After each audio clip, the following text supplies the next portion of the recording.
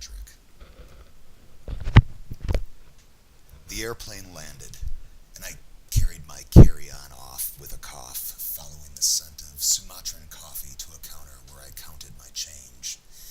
Funny how I could casually cop for the cost of a cup and step out into the autumn sunlight, back in black sunglasses as a car passes with a Canadian license plate.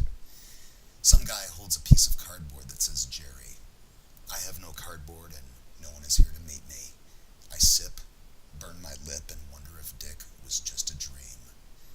My feet meander of their own accord, and I find this disturbing. I mean, where are they going? What the hell am I even doing here? I had completely eradicated my life back in the States. Everything went into an iron box, hauled away by a tow truck. Baby pictures, family pictures, paintings, writings, enough books to fill a small library. The last thing to go was a desktop computer and the table it sat on. I've arrived here with nothing but the contents of my backpack and the cup of coffee in my hand.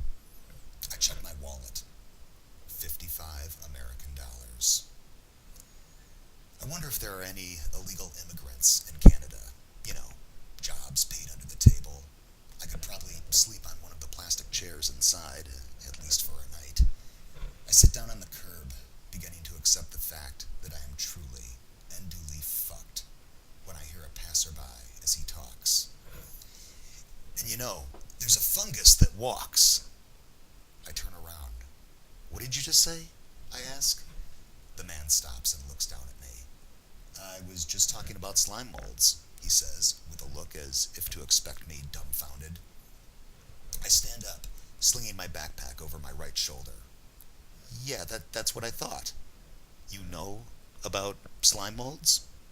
Yeah, of course, I reply. Well, hey, I'm James, says the stranger as he extends his hand. I shake it and say, nice to meet you. He looks at me with a smiling squint, as if baffled, yet amused that I don't offer my name. Well, he continues, I'm sure you're aware that plasmodium behavior has been likened to activity in the animal kingdom. Right, that's the initial interest in what would otherwise just be your basic mushroom. What if I told you, James lowered his voice, what if I told you that we know of slime molds behaving like humans? I laughed. James, my friend, I saw that in the airplane all the way over here. The sun was lowering, and my new pal asked if I'd join him for dinner. Well, that was the best offer I'd had in the last 30 minutes, so I took it. I expected to arrive at James' place within an hour, but instead it took 5.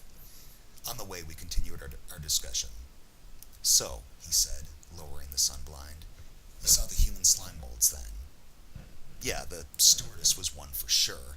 I think the lady I sat next to was authentically human, but I could tell she had an implant. So what'd you do? Well, I scrambled the periphery of my own thought strata by contemplating solipsism in conjunction with pure rational thought. James burst out laughing. Someone must have trained you well.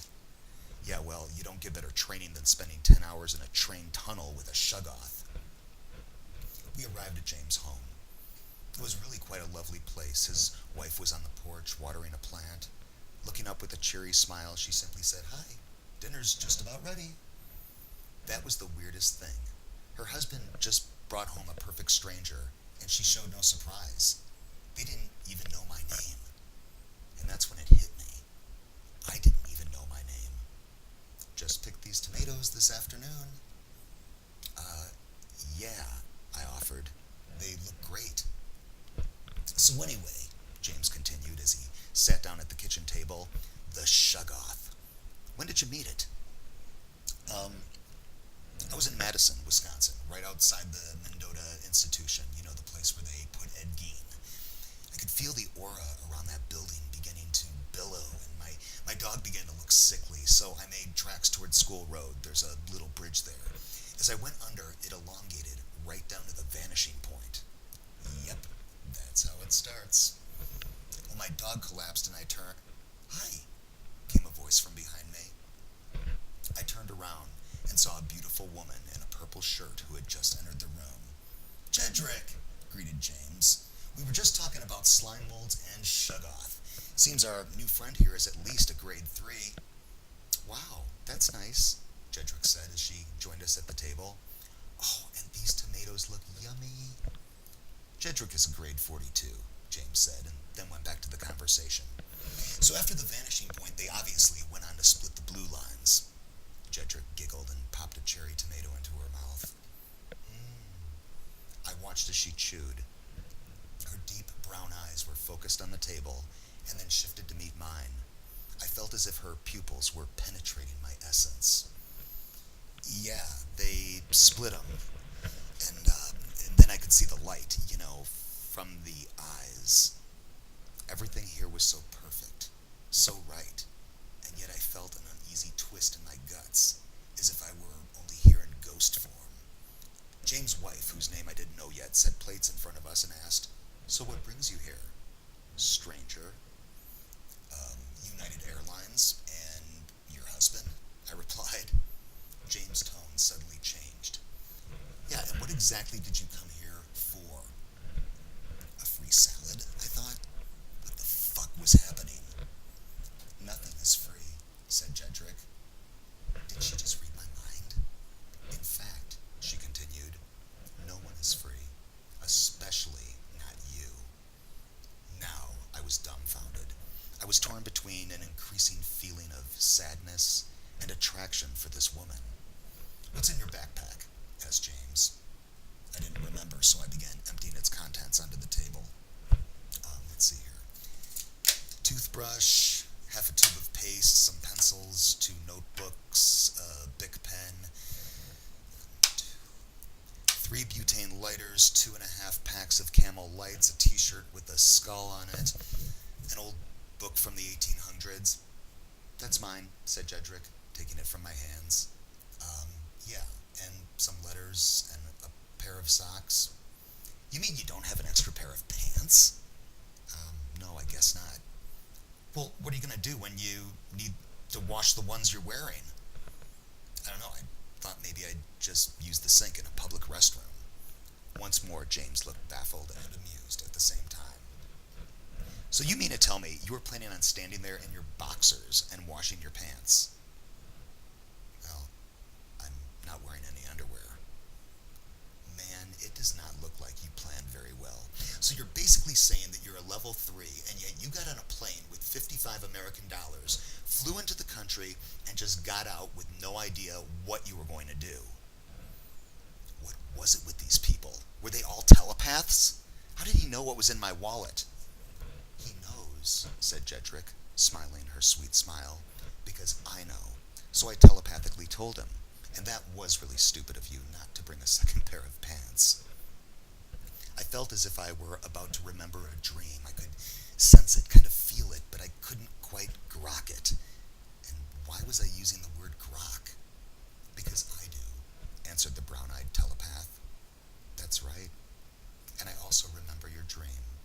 Would you like me to tell you, or would you like me to show you?" I didn't bother answering. She already knew. I was back in the bunker. Chapter 1. Being smoked out. There were all these people around me, but I never wrote them into the story. Why? Why was I all alone when it came to the words? There was a woman at the edge of a pool, dancing. I hurriedly walked her way and then hit some invisible force field and splattered in slow motion, oozing all over the unseen wall as if I were plasma. I drove in the dream. Drove and smoked and smoked and drove. I could hear a voice. "You're really a dick." "You mean I'm a detective?" "No, you asshole, nothing low grade like that. You're a double agent about to infiltrate the compound." A cat exploded, and I was cutting my own wrist. "The blood is most beautiful when it's still inside your heart." A woman in roller skates was talking about rubber bands, and everyone was applauding someone they called Space Buddha. "So what's it gonna be?" asked the bartender. I asked for water, and gentle hands lifted a washcloth from a scented tub. I was cleaning myself off the wall. 2 men on the diving board. Water becomes fire. The dancing woman's clothing lay in a heap, and storm clouds were rushing my way. "Powerful poem," wrote the scholar. You really capture the essence of aspiration. I'm looking in a mirror and see a girl withdrawing into shadows. My hands are pushing against the surface, punching it, breaking it, drops of blood in the sink. I'm howling, wailing, weeping.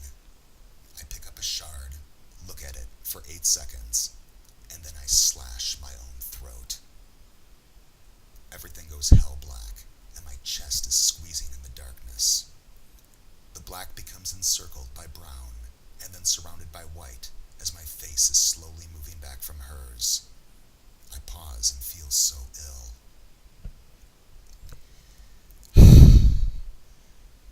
I never want to have that dream again. She looks at me for a lingering moment, and then says,